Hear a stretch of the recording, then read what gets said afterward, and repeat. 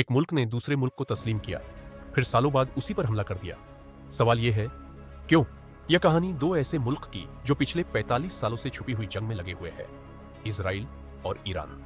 सब कुछ शुरू हुआ 1947 में, जब यूनाइटेड नेशंस ने 29 नवंबर 1947 को एक प्लान पेश किया जिसे कहते हैं United nation partition plan for Palestine, resolution 181।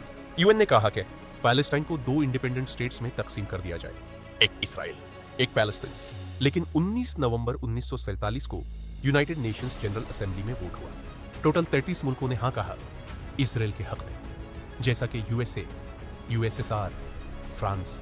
13 ने ना कहा पैलेस्टीनियंस के हक में, जैसे कि इंडिया, पाकिस्तान, टर्की, ईरान। 10 मुल्क न्यूट्रल रहे, जैसे कि ब्रिटेन, चाइना, यूगोस्लाविया। 14 मई 1948 को इसराइल ने अपनी आजादी का ऐलान कर दिया। इससे अगले दिन ही अरब इसराइल वार शुरू हो गई। पैलेस्टाइन ऑफिशियली कभी आजाद मुल्क नहीं बना। यूएन ने शिनाख्त तो किया, लेकिन पूरी आजादी अब तक नहीं मिल सकी। लेकिन 1950 में ईरान ने छुपकर इसराइल को तस्लीम कर लिया।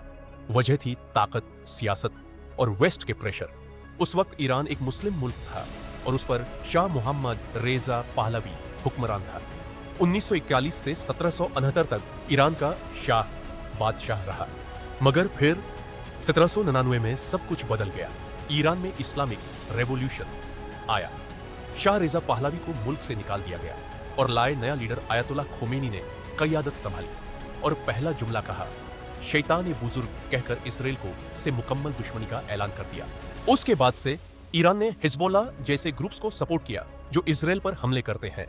इसराइल ने भी ईरान के न्यूक्लियर प्रोग्राम को रोकने के लिए साइबर अटैक्स किए, जैसे स्टुक्सनेट वायरस 2010 में। और अब बात आती है 2025 की, जहां जंग खुली तौर पर सामने आ गई है। 13 जून 2025 को इसराइल ने ऑपरेशन राइजिंग लाइन के जरिए ईरान के 100 से ज्यादा न्यूक्लियर और मिलिट्री टारगेट्स पर बमबारी की।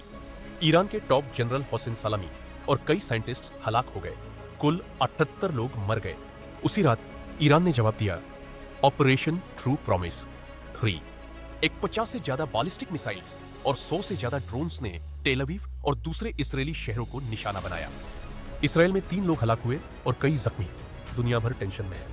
अमेरिका, यूएन और यूरोप दोनों मुल्कों को रोकने की कोशिश कर रहे हैं।